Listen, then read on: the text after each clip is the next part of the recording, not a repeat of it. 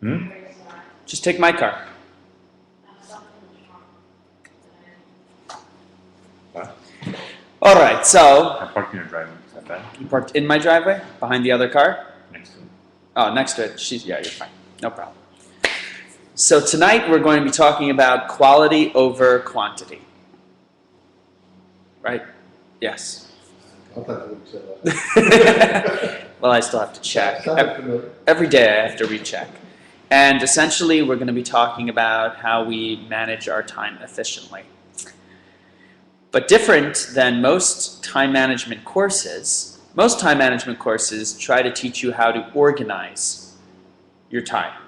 And I am talking from experience because I've attended time management courses before, and typically they tell you to section off different parts of the day for different activities, try to find ways to efficiently categorize the different things that you do. To give you an example, I have attended a course called Chaos Over. And one of the things they like to tackle is your email. So they teach you to make 7 folders in your email software, whether it's Apple Mail like I use or Outlook, whatever it is. And every time an email comes in, you automatically take it and put it into one of your folders. And it's a whole system, but most time management courses are built around this model on how to efficiently organize and almost file away the different activities that you have in your life. But tonight is a little bit different. Tonight we're not really talking about how to manage that part of your time. We're talking about how to maximize your time. And it's not about filing, it's about evaluating what you do with your time, why you do it, what you're trying to accomplish. So let's start off with a story. Time management expert gets up at a conference and starts to talk about time management. And the woman she hits a groove. And she's talking, and she's talking, and she's talking. And 1 hour passes, and 2 hours passes, and after 3 hours, she finally realizes how long she's been droning on and on and on for. She turns to the audience, and she stops and she says, I really apologize that I've been going on and on and on like this. I just didn't have a watch. So one of the people in the back of the audience screams out to her, but did you have a calendar? And the reality is that everyone is susceptible to the issue of time management. Everyone is susceptible to losing focus on what we do with our time and what we don't do with the time that we have. Time is a very powerful thing. Very powerful thing. In fact, Aristotle once said, what is the best teacher in the world who eventually will kill you? And that's time. Because time teaches you something that nothing else can teach you. The experiences that life has are the most powerful teachers that you will ever experience. But in the end, time will get you. It will catch up to you, and it will end your days here on earth. That's a constant. There's a parable that's brought about a man with money that meets a man with experience. This was one of my favorite parables. What happens when the man with money meets the man with experience? The man with experience gets all the money, and the man with the money gets a good experience.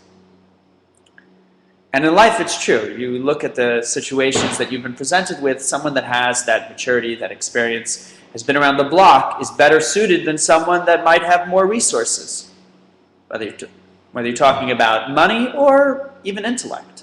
Experience is a very powerful thing. And those experiences are built on the way we use our time effectively. So to exercise this idea, to point out this point, we're going to look at a very interesting concept in Jewish tradition. It's the concept of Rosh Chodesh or Rosh Hashanah, which both mean the head of something, either the head of a new month or the head of a new year. So we just experienced the secular new year. We're all in 2012. I think 2012 has a good ring to it. I kind of felt like 2011 sounded a little off. Just writing checks, 2012 seems to flow much easier. So I'm excited about 2012. About writing checks. What's that? You're excited about writing new checks? Not as If you're that excited, I'll take one. You know what they say about a check. It's only as good as the account it comes from. But we started a new year, and in the rest of the world, a new year is known just as that, New Year's Eve. But when you're talking about the Jewish calendar, we don't call the New Year the New Year. We call it Rosh Hashanah, the head of the year. And same thing is on a new month, the first day of a month. And there are 12 or 13 months in the Jewish calendar, depending on when it's a leap year.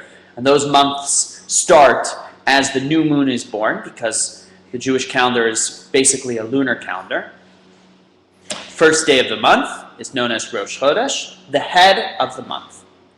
So it's peculiar to call the beginning of something the head of something. And there's a reason why we do that. So the first text I want to share with you tonight is a medrash. It's an explanation on this concept. And it says, when God chose the world and decided to create a world, he established heads of months and heads of years. That's the structure to our calendar. And then when God decided to introduce Judaism to the world, he established a month for redemption. And ultimately that month is the month of Nisan. It's the month of Passover. Passover is when Jewish people experienced their initial redemption, the initial exodus from Egypt. And the month that we believe, most likely when the ultimate era of redemption and peace and tranquility will once again come to the world. So this is a kind of an introduction to this idea of having heads of months and heads of years. So the first thing that I'd like to discuss, or try to figure out tonight, and put this in your mind, is what does a head do? What are the responsibilities that a head has? What are the activities that the head coordinates? And as a result, we use that terminology to refer to our heads of the month and our heads of the year. It's not just a borrowed term. There's obviously a reason why we structure this definition in the way that we do. And furthermore, why is it that God creates the world? God sets up a calendar, a structured calendar. There's going to be heads of months. There's going to be heads of years. Makes great sense. Then all of a sudden, God introduces Jewish tradition, and now there's a head of redemption, a month for redemption. What transpired in the beginning of creation? What transpired separately once Jewish tradition was introduced to the world that caused these different calculations to be formed? And remember that essentially, ahead of a month, ahead of a year, this is how we measure time. How do you measure time if you have no dates? If you have no dates, then there's no context. How do you know 1 year from the next, 1 month from the next? Because we have a beginning and we have an end. And that allows us to put things up, 2012, 2011, 5772, 5773, January, February, Nisan, Iyar, and so on and so forth. So if you understand how the structure of time is, the structure of a new month, the structure of a new year, then you'll understand what you're trying to do with your time. So that's what we're going to try to do today. We're not so much exploring it from a time management, which is to say time is what it is, and you simply try to handle the best that you can. No, we're going to look at the creation of time, the source of time, and then understand how we maximize our time to match the reason it was created. So there are 3 types of time.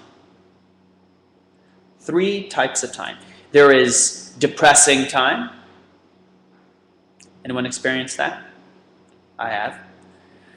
I experienced that today. I had a bad headache. I couldn't work. That was depressing time because I couldn't do anything and I wanted to do things, and so therefore I was kind of in this gray zone, depressing time. I'm sure professionally you experienced that, not necessarily for yourself, but for your patients. Then we have productive time. Productive time is time where we get things done. We go to work, we have a great day at work, We come home, maybe we cook dinner, we spend some time with our family, but generally productive time is where we go out, we set a task, we accomplish it. We get the job done. Productive time. And then the third time is sacred time. And sacred time is something that transcends depressing time, but even transcends productive time. It takes us to a different locale, a different location. Those are essentially the three times that everyone experiences in their life. So let's start off with depressing time. What exactly is taking place during depressing time? Depressing time is where someone is simply coasting through life. And by coasting through life, I mean to say they really have no goal, no ambition, nothing driving them or motivating them to do absolutely anything. For them, one day is another day is another day. They don't see any difference between today and yesterday or tomorrow. And so they pass the time through some kind of mind-numbing activity. It could be watching TV, you could be talking about shopping, or simply strolling through the park. Whatever the activity, the model, the goal is to remove yourself and just distract yourself from the passage of time. There's no goal to actually use the time to try and achieve anything. It's merely a method for you to keep it moving, only to come to the next week and do the exact same thing all over again. And in reality, we all experience a little bit of depressing time, most of us, but the question is, how much of that do we experience? And does it become the focus, or does it become the exception? And for people that it becomes the exception, it's debilitating, to the point where someone can literally become clinically depressed or worse, because time has no value. Their life essentially no longer has any value. And it's simply a matter of, what am I doing here? And it's a very, very slippery slope from that depressing time to something much, much worse. They laugh. In the Chabad world, they say that there are special rabbis that are very skilled at admonishing people. Like you have in other faiths, certain priests or ministers that are very good with the fire and brimstone. So there was one rabbi in Poland that was very, very good at really causing the fear to develop inside of you. And he would go, and if he saw a kid slacking off, he would pull the kid to the side and he'd start screaming at the kid, telling him, look what you're doing, you're wasting your life, you're not going to, nothing's going to become of you. And most kids got a jolt, and they would get back in line. They would start focusing on their studies, using up their time effectively, and getting things done. But there was one kid that simply was unresponsive, did not respond to any of these teachings, the lectures, the threats, the punishments. Nothing worked. Until this rabbi thought of one thing. He went out and he bought a pocket watch. Now, they didn't have wristwatches. They had pocket watches. He bought him a pocket watch. He didn't say anything. He walked over to him and said, I want to give you a gift. Here's a gift. 1 day passed. 2 days passed. 3 days. By the end of the week, they start to see the kid attending class again. By the end of 2 weeks, he was listening to what the teacher was saying. And after a month, the kid was participating and studying just like every other student in the yeshiva. And the other rabbis, the other teachers started to notice the change that happened because of this, from the student. They came over to this Rebbe and they said, what did you do? How did you finally break him? He says, I can't take credit for it. I really didn't do much. All I did was buy him a watch. Time did it for me. You see, before the kid had a watch, there weren't clocks all over the study hall. It was easy for himself to dilute himself and to think, well, I missed 1 hour or 2 hours or a day. What's a big deal? But once he had a watch, he realized how much time he was squandering. every minute, every hour, every day. That in and of itself enforced upon him the need to get his act together. The teacher didn't have to say a word. So time is a very powerful thing if we confront it, if we're honest about it. But when we allow all of these other extracurriculars, these distractions, to dilute ourselves, to distract ourselves, then we don't necessarily notice the time passing. And that's how we're able to kind of enter into this slippery, slippery slope. So that's the first aspect of time. That's the depressing time. Then we have productive time. Karen, would you mind some water, please? Thank you. Productive time is just as it sounds, where we produce. We invest, we toil. That's perfect. Thank you so much. Thank you.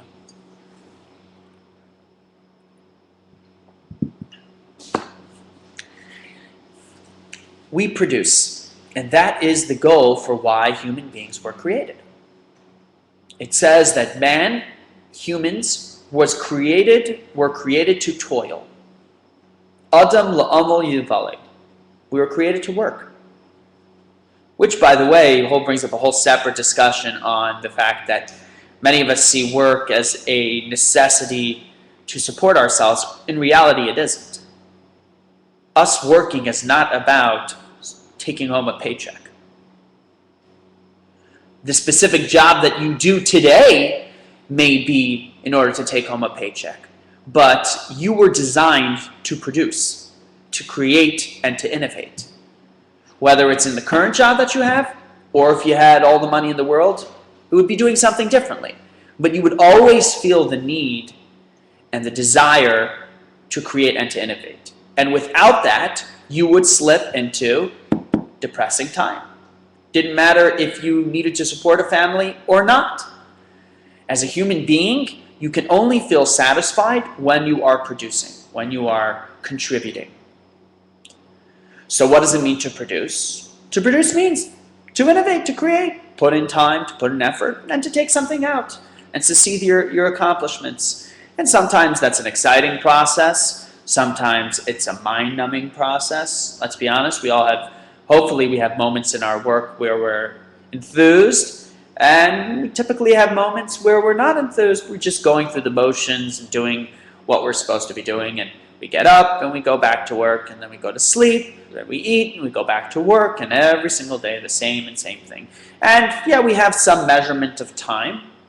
Maybe we have different projects that we're working on. Maybe we're advancing our career a little bit. But for the most part, a lot of what we do becomes same old. Right? We got this issue, we got that issue. In January, this pops up. In February, that pops up. We have so many surgeries on Mondays. After Christmas, we have more people with gunshot wounds through their eyes. And then during the Jewish holidays, it seems to calm down a little bit. No, I'm just kidding. But the reality is that there are routines, there are patterns, and we simply slip into that, and that's how we pass through our productive lifestyle. So one of the ways that we measure our productivity is through the time that's established. And time means something to us. It means something because we are accomplishing something. There is some motivation to achieve. If there wasn't, you wouldn't get up and go to work. There's some motivation to achieve. You're not depressing your time, you're using it out. And you hopefully are measuring that time effectively and therefore getting as much done at work as you possibly can.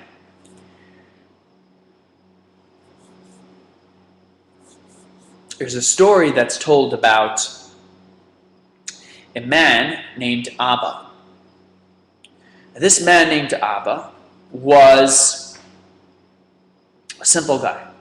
Not a big rabbi, not a big scholar, a simple guy. But his grandfather was a very, very big rabbi. He was known as Choni HaMagel, very, very big rabbi. They used to do miraculous things. We're talking about 900 years ago, maybe slightly more, 1,200 years ago.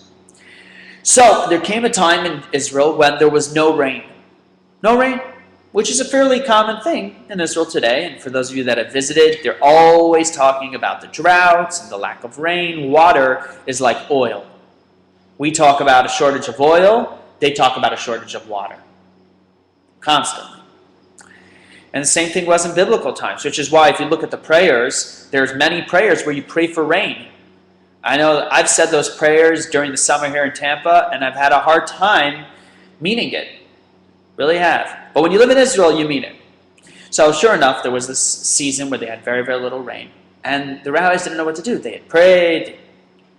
Nothing was helping. So they figured, you know what? This man, Abba, his grandfather was able to inspire or motivate the rain to come, who knows, through his prayers. Why don't we go speak to his grandson? His grandson was a farmer. Didn't work for himself. Worked on someone's farm. They came to the man, and they turned to Abba, and they said, there's no rain. We need your help. Maybe you can guide us. What can you do for us? And not only he wouldn't respond to their requests, wouldn't even look at them. And they sat there for hours, pleading with him, and he wouldn't even look at them. Until he finished his work, which was at the evening time. In biblical times, you worked from sunrise to sunset. You didn't employ people after sunset unless it was in a specific situation. That was typically the model. Once the sun had set, he finished working. He instantly and immediately came running over to them to address their concerns. So the first thing they did, one of the rabbis rushed to admonish him. How dare you not respond to our requests? These respected rabbis are here. We're trying to solve a drought that's taken over the land of Israel, and you simply continue working on picking oranges? What's wrong with you?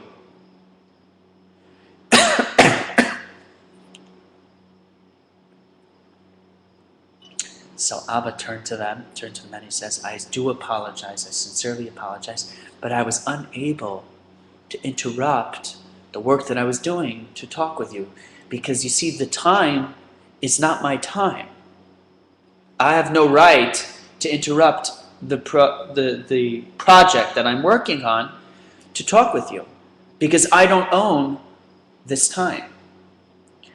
And the other rabbis heard what he said, and they said, this is truly a special man. And they asked him to pray, and the rain came. And the message is very simple. This is not a brilliant guy. This is not a super pious guy. This is a simple guy that understood that if he's working for somebody, he has a project at hand, that the time does not belong to him. He is tasked with being as productive as possible. As productive as possible. And ultimately, that is how you maximize your productive time. If you want to maximize your productive time, you have to take the perspective of saying that I am here in this world to achieve a task. Achieve a task, whatever it might be. It might be to raise a family. It might be to be a doctor, to be a technician, to be an accountant, to be a rabbi. It might be a million things.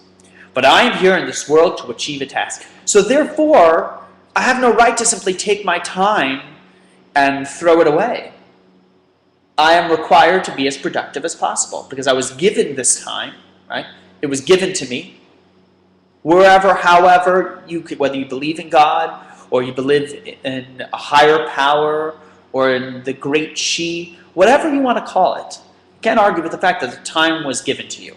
You don't know how much, you don't know how little, time was given to you. You didn't ask to be born, you didn't choose to be born, and a person doesn't choose when to pass away either. Those are decided without your involvement.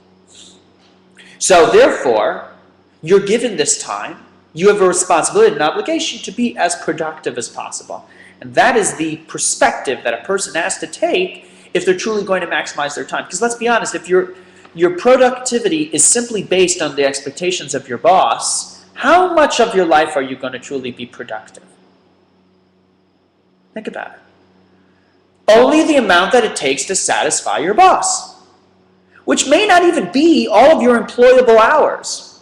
I mean, Once you learn a system, Marty, I'm sure you can figure out that I don't need to work all 10 hours that I'm on the clock. I can work 3 hours here. I can take this hour off and catch a snooze in the janitorial closet. Then I work another 2 hours, and I'm good.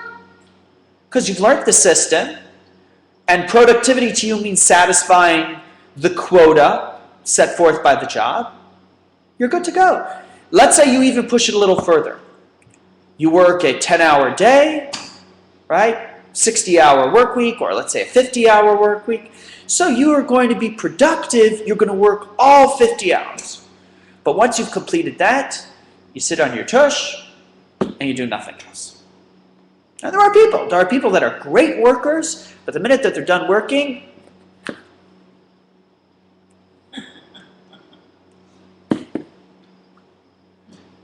so truly, when they look back at their life, how productive have they really been?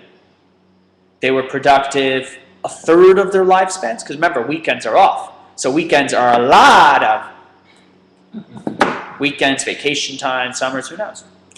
So maybe a third of their life they could say they were productive. A third, 30%.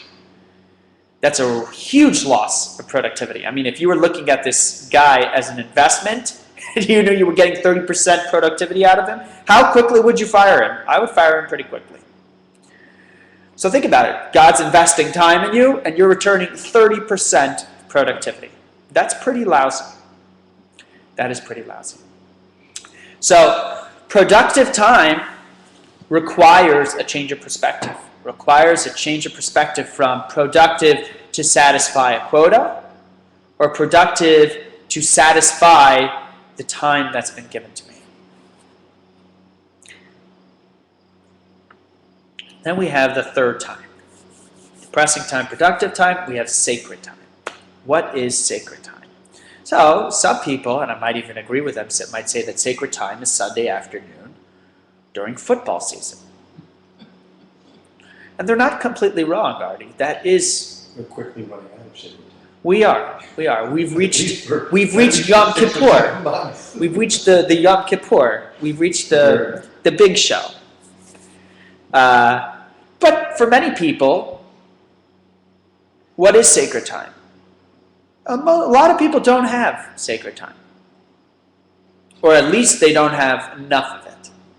And it is a huge lost opportunity. Because sacred time is the ability for you to transcend time, to move yourself beyond the nitty-gritty, the mundane, the Sunday, Monday, Tuesday, the same old, same old, same old. That's what sacred time is. What are examples of sacred time? Sacred time, yes, can be prayer without question. Yes, it could be holidays. Sacred time can also be dinner with your family. Sitting down for dinner with your family and sharing and talking about how your day went and how your week went. That's sacred time.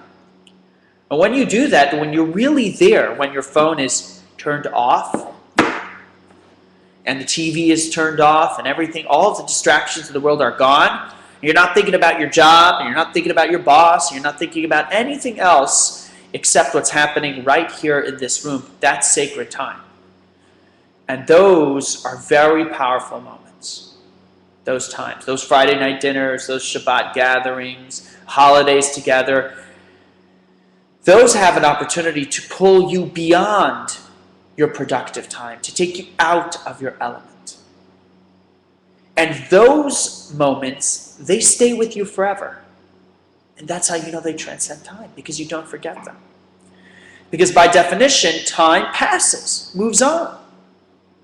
So in productive time, you move on. You accomplish a project, you work hard. That's it, it's done. You'll remember it a year from now, maybe 2 years from now. But most of what you did over the last year, Nick, 5 years from now, you're not really going to remember. You're not. Even if you're a great doctor and you did some wonderful surgeries, that's it. It was part of your productive time. It moves on. It moves on. But sacred time has the ability to stay with you forever. It's a moment that stands eternal. And that's very, very powerful, because if you only spend productive time, if your entire life is simply about what you produce, that can also become quite monotonous. It can. It can become quite monotonous, which is why you'll see people, as I do all the time, that reach kind of a midlife crisis. And midlife crisis, you don't have to be at the midway point in your life. You can have a midlife crisis when you're 30. You can have a midlife crisis when you're 50. You can have a midlife crisis when you're 70 years old. You can have multiple midlife crises. That's one of the myths nobody knows. You don't only have to have one. You can. Oh, yes, I'm telling you, Karen. I'm telling you. And I find that men tend to have more than women. Women seem to go through it, they nip it in the bud, and they move on. Guys, I don't know if they ever fully get over it. What happens when people go through that process? For a lot of people, it's like, what have I done? What have I achieved the last 20 years or 30 years? I just worked? That's all I've done? Now, the reason is that they feel this way is because they had a lot of productive time. A lot of productive time. But it's not enough. It doesn't stand down in their memory. They know they did something. They know they made a lot of money. But where'd it go? What did they do? I have a friend, very close friend, and someone who was extremely successful in business. Very, very successful. And retired when he was 50 years old. Comfortably. And you'll ask him, when he retired at 50, he sat to himself and he says, what did I do? Most of it is a blur. Most of it is a blur. Yeah, I helped some companies, and I did this, and I did that, but do I really remember all the stuff that I did? No, not really. Because he maximized his productive time, and believe me, he did. But he did not set aside enough sacred time. Not enough time with his family, not enough time with his faith.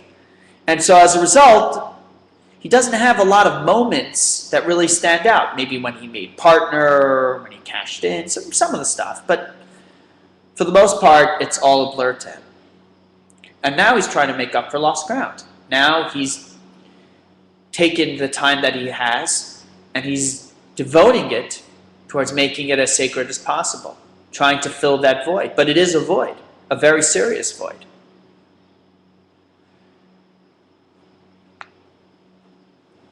A story that's told about a rabbi that was traveling, also in Eastern Europe. And the rabbi his name was Rabbi Dov. He's traveling along on a journey from one town to another, and at nightfall, they didn't have hotels, they had inns. An inn, you'd pull over to the side of the road, get out of the horse and buggy, you would check in at an inn. So the rabbi comes into the inn, he sits down, he asks for a drink, drinks some water, and he looks up on the wall and he sees a clock. And the rabbi's staring and staring at the clock. That night, the rabbi goes to sleep, wakes up the next morning, comes downstairs, and he continues to stare and stare at the clock. And everyone's wondering, what is going on? Finally, the rabbi turns to the innkeeper and says, "Sir, I must know, where did you get this clock from?" The innkeeper's like, "Okay, this is a normal clock. It was just a regular clock. It wasn't any special clock or anything." He says, "It's just a regular..." No. He says, "There's something unique about this clock." Rabbi Dov tells him, "I must know, where did you get this clock from?" The innkeeper sees that this is a respectable man. He wants to know where he got the clock from. Fine. Does some research. He spends the next few hours doing some research. And he finds out that the clock came from a very prominent rabbi. His name was the Chayza from Lublin, the seer, as in one who sees, the seer of Lublin, who's actually Dina's great-great-great-grandfather. He was a very, very big rabbi. He used to perform very miraculous features and used to be able to tell and see things. And that's why they called him the seer of Lublin. It was his clock. And one of his grandkids who inherited the clock fell into some debt. So eventually this was sold off to pay for the debt, and somehow it managed to come to the innkeeper. And Rabbi Dov looks at him and he says, "That explains it." He says, "I could tell that something was different about the clock. I couldn't sleep last night," tells the innkeeper, "because every time the clock chimed, there was a different sound to it. You see, most clocks are dreadful and gloomy because they're telling you another hour has passed, another hour has passed. But this clock was different. This clock was chiming, you're another hour closer to the ultimate era of redemption. You're another hour closer to peace and tranquility. Another hour closer to complete connection. And that's part of what sacred time reminds you. Sacred time reminds you what you are working towards. What is the ultimate goal that you want to achieve? We all have different goals. Goals are a very important thing. Goals are what motivate us and inspire us. We set an objective, we work to get there. So in your productive time, what is your goal? Your goal is right now to complete medical school. Your goal is to make $50,000, $60,000, $70,000, $200,000 a year. What is your goal? Your goal is to complete this hobby, this project, this book that I'm reading. Those are some of the goals that we all have. And we work our productive time to try to achieve those goals, to achieve those objectives. But what about after we achieve those objectives? Then what? What pushes us further? Those are limited goals.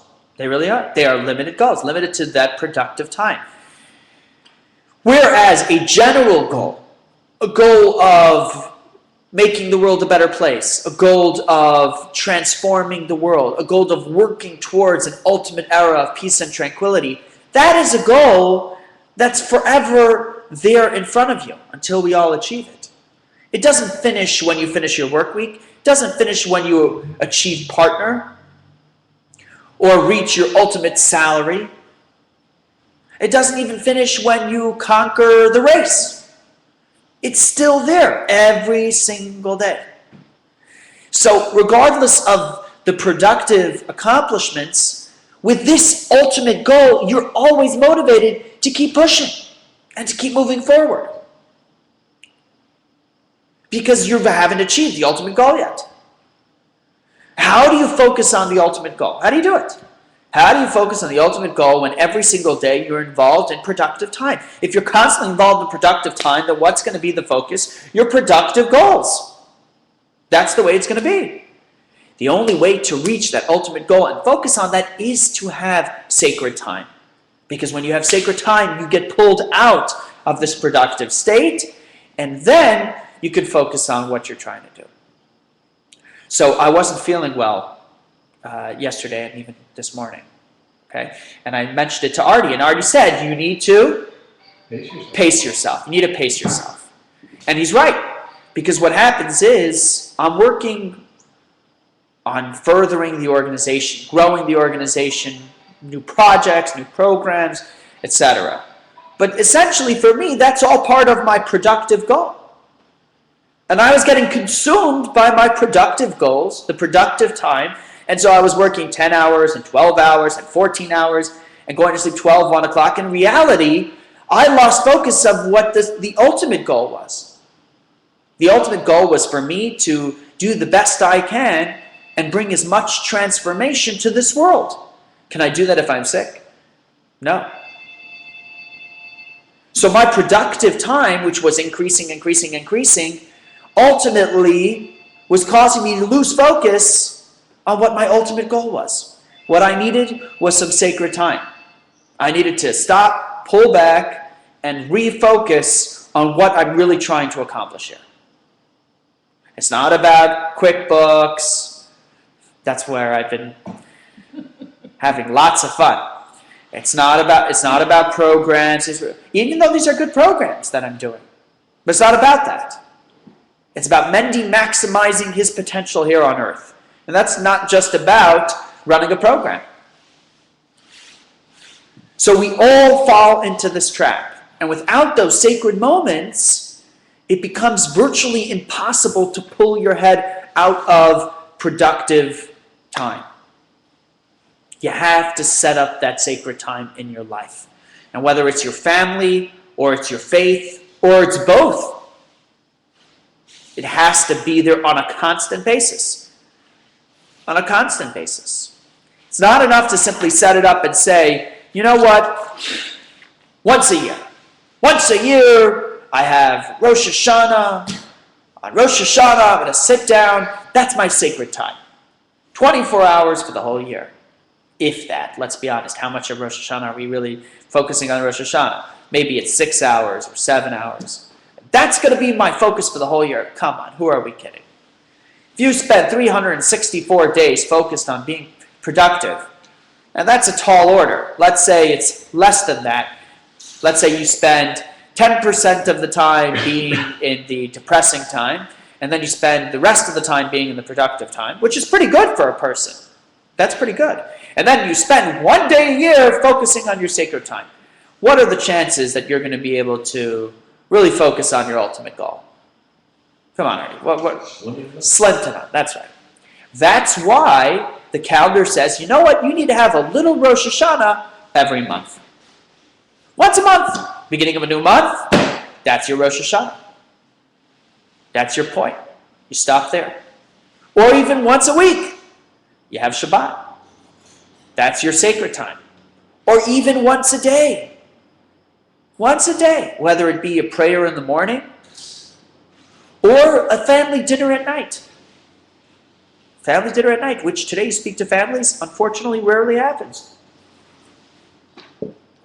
But you have something set up and designed to refocus on the ultimate goal. What have I done on the ultimate goal? You know, you look at companies, and essentially we're each a company. We're an individual company. We are. You look at a company, and you look at the executives that run the company. And every company has a CEO, right? And most large companies then also have a COO. What's the difference? The CEO is the Chief Executive Officer, and the COO is the Chief Operating Officer. What does an operating officer do? Well, the operating officer is in charge of making sure the company functions. They operate. That things happen like they're supposed to happen, and this person goes here, and they go there, and this department is running. So what is the Chief Executive's job? I mean, come on, think about it. Why are we paying 2 guys to do the same job? The answer is we're not.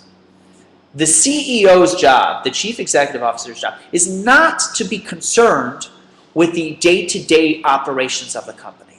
His job is to be concerned with the long-term goals, with the overall outlook. Are we accomplishing what we set out to accomplish? Does our company convey the right message? Are we investing in the future? Are we creating the right partnerships? He's not bogged down by the nitty-gritty. He's able to take a step back and look beyond that. And when you're running a big company, you need to have individual people, even at the top, concentrating on these 2 very separate things. Well, guess what? In your personal life, you got to do both jobs. You get to wear both hats. Lucky you. You don't get paid twice. Yeah. It was too good to be true, Artie. We're going to show up to work tomorrow and say, I want a second paycheck. Actually, I'm not going to work tomorrow. Even better. Even better. It's true, though. We are being asked to do both jobs. We're asked to be the COO all the time. Make sure your body, your mind, everything's operating just as it should. You're taking care of everything you need to. You're being productive. You're getting things done. But who's looking out for the big picture? For the larger goal? Who's making sure that I've got the right focus? I'm making the right partnerships. By partnerships, I mean relationships.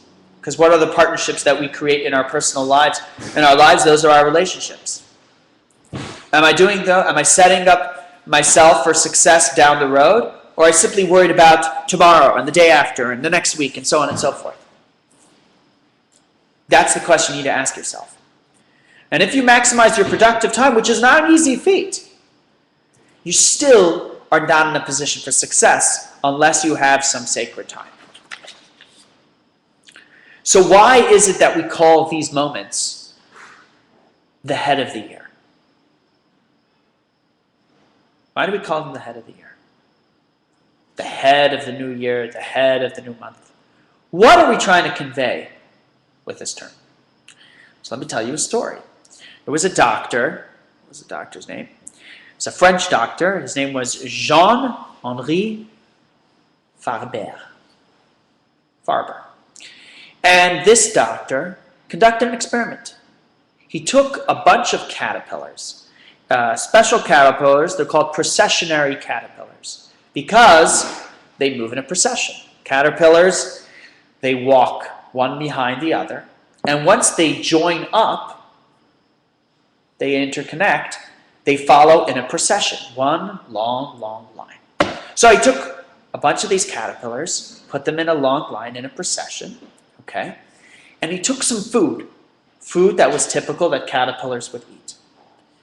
And he put the food right there in the center. And he took the caterpillars and he created a circle with them. You're getting sleepy, right? He made this little circle. And he put the food in the center and he wanted to see what would happen. What happened? The caterpillars, just like they're named, moved in a procession, around and around and around. The food was right next to them, but none of the caterpillars broke from the procession to eat the food. They couldn't. They are designed and hardwired to follow their head follows the caterpillar in front of them. And around they went until they died. They died because they couldn't break away. They couldn't go and eat the food. They died. So the reality is that sometimes we lose our head. That's what the caterpillars did. They lost their head. They weren't thinking with their heads. They were just following their instincts, and they were going in one big circle and a circle and a circle and a circle. You have to use your head. What is the purpose of the head?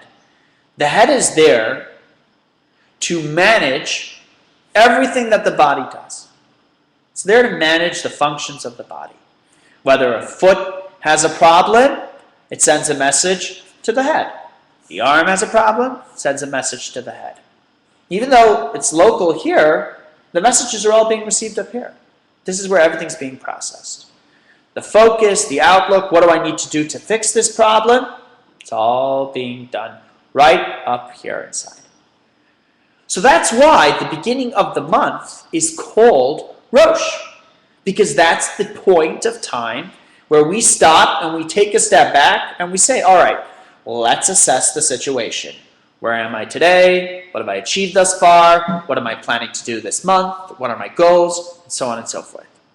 Without that moment, that head in our calendar, we would end up being just like those caterpillars. Around and around we go. 1 day, 2 day, 3 day, 1 week, 2 week, 3 weeks, and just go over and over. And then we'd sit back and like many people probably did on December 31st and say, where did the year go? What happened to 2011? Oh my gosh. I can't believe it's gone already. They can't because they were the caterpillar. They were just going in one big circle all the way around. No one ever stopped, pulled their head out and said, let me think with my head. Oh, here's what I've done. Here's what I need to do. There's food in the middle. Better not die, better eat the food. Nobody did that. So that's why these days are called Rosh Hashanah and Rosh Chodesh, because they're there to remind us that we need to take stock. We need to slow down, pull back, step out, and reassess the situation. And it starts with an assessment of our ultimate goal. Where am I holding in that ultimate goal? Am I putting myself in a position for success? Am I devoting enough time towards that? Am I creating the relationships I need for that? And then we take it down to the productive level. Okay, I need to be productive this month. What do I need to do in that area? And then finally, we move down to the depressing time. We say, well, you know what? I need to blow off a little bit of steam. Here's how I'm going to do it. Here's when I'm going to do it. Bada bing, bada bang. Not the other way around. The other way around, you spend time depressing, you do a little bit of productive time, and you just get caught in this cycle and cycle and cycle. That doesn't work. Never does. So the only way to do that is to start from the top and work yourself all the way down. And when you do that, you constantly are focused on moving towards that general direction. You're the CEO. The CEO makes sure the company is moving in the general direction that it has to move. Without that guy, the company might be doing great, but the stock price is falling terribly. Have you ever seen that? I've seen it. Company comes out that we earned $3 million this quarter. The stock price goes, and you're wondering what's going on. This is a profitable company. This company's making money. So you read up on CNBC or on Bloomberg, and then you find out, oh, they have a succession problem. They don't know who's taking over the company next year. Oh, they haven't invested in future technologies. Oops. Oh, they have no plan for how to adopt future growth, or their growth is slowing. Their COO is a great guy. I mean, he's making profits on a regular basis, but their CEO is an idiot. And as a result, nobody wants to invest in that company because that guy is not going to be successful. That company is not going to be successful. The same thing is with a human being. If he's put all of his stock into his productive time and not on his sacred time, why would I want to invest in that human being? Why? So if I sit down on a date, and this is a question I get asked plenty of times. Well, what's a good date question? What's a good date question? Well, so where are you from? So what do you do, Karen? Right? Why do I care what you do? Why is that my first question? All that answers is how you spend your productive time. That's not a model for success. If I want to know about a company, I want to know what's your outlook. What's your prognosis for long-term growth? I should sit down and say, no, Karen, tell me, what are your long-term goals? What do you see as your mission in life? But in reality, I would never tell a guy to say that on a date because that girl would move so fast, he may not even see the door close. Because unfortunately, we don't think this way. And people don't think that way. They don't. They're like, whoa, what is up with this guy? That's a little intense. Next, he's going to meet my parents tomorrow. I mean, in reality, they're not related. No, I want to get to know you, the real you. Not just what you do 9 to 5. But society today is afraid of asking those questions. They're very big. Well, guess what? The stakes are big. It's big. These are big stakes. Because you get one life, and that life comes with a limited amount of time.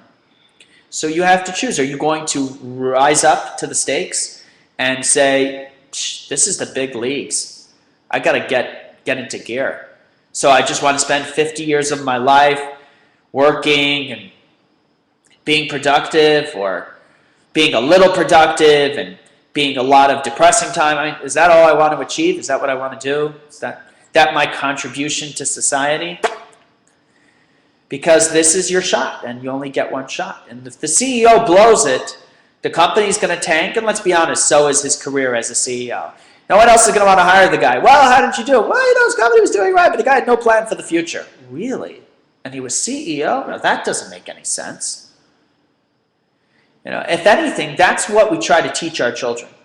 We're trying to teach our kids not just how to be productive, how to add and multiply, and how to spell, and that it's important to have a job. And no, we're also trying to teach our kids that it's important to set goals, that you're trying to achieve something in this world, that life matters, that you have something to contribute that nobody else can. That's not just limited to being a lawyer or an accountant or a doctor or an engineer or a technician or a janitor. There's something deeper that's very much unique only to you. So finally, the medrash that we started off with tells us, says God creates the world, he sets up heads of months and heads of years, right? Because without that, there is no time, there's no context. The world can't function. The world can't even be productive because there's no way to measure one day from the next. But is that really the ultimate? No. So God says, you know what? I'm going to introduce the Jewish tradition to the world. And the Jewish tradition is going to represent something unique to the world. It's not the only way to live a good life, but they are there to be an example to everybody else. And do you know what that example is? That example is that there is a deeper reality, that there is something more than just meets the eye. That life is not just about the Monday, Tuesday, Wednesday, Thursday, Friday. That the whole world understands. Being productive, the whole world gets. But do they get the sacred time?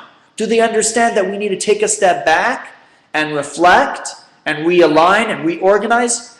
That's what I'm going to introduce to the world.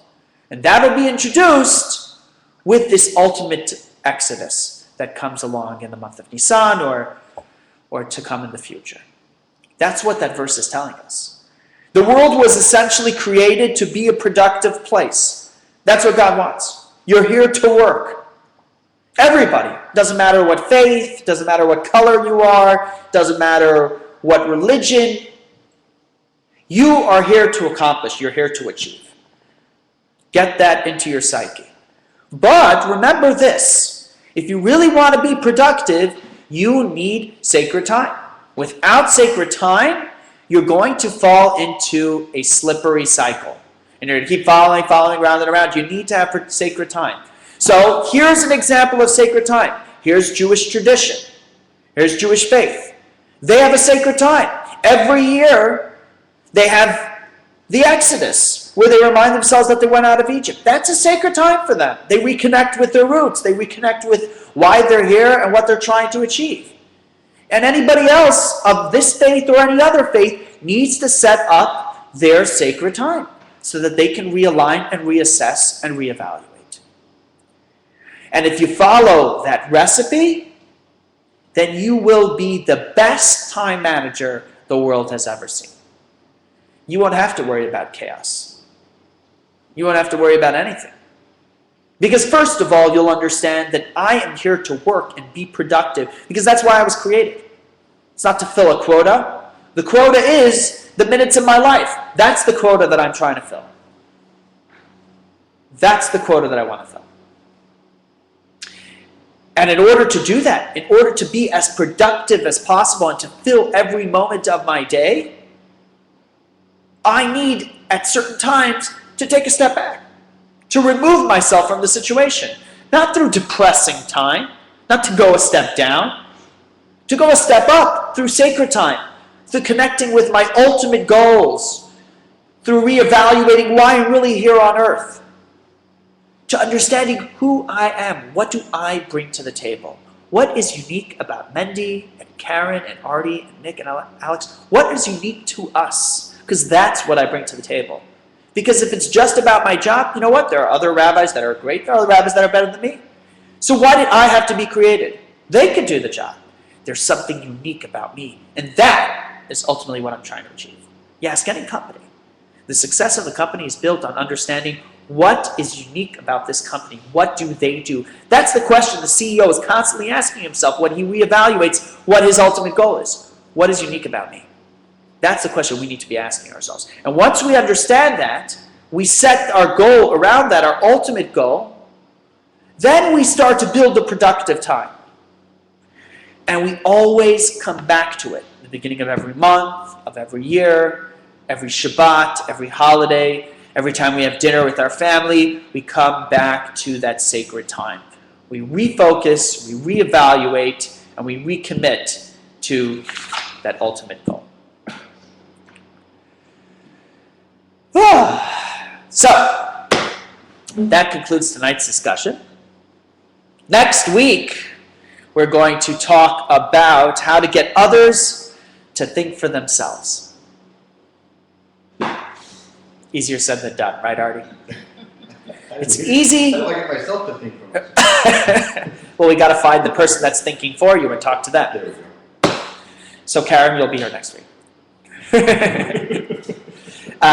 No, in reality, it's easy to enable people.